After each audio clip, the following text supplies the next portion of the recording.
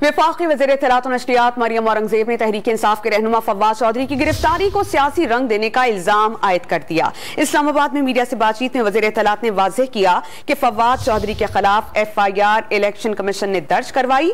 मरियम औरंगजेब ने सवाल किया कि निहाल हाशमी की जानिब से धमकियों की मजम्मत करने वाले आज फव्वाद चौधरी की गिरफ्तारी पर शोर क्यों मचा रहे हैं। PTI के दौर में भी बगैर वारंट के गिरफ्तारियां की गईं।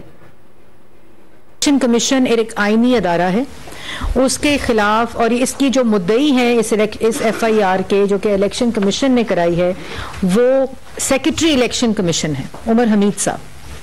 ये सियासी गिरफ्तारी नहीं है। अगर सियासी गिरफ्तारी करनी होती तो इमरान खान साहब की तरह ऑपोजिशन के पहले जो फ्रंट के 2 बेंचेस हैं वो सब इस वक्त जेलों में होते। ये फाशिज्म करना, इख्तियारात का नाजायज इस्तेमाल करना, रियासत की ताकत को इस्तेमाल करना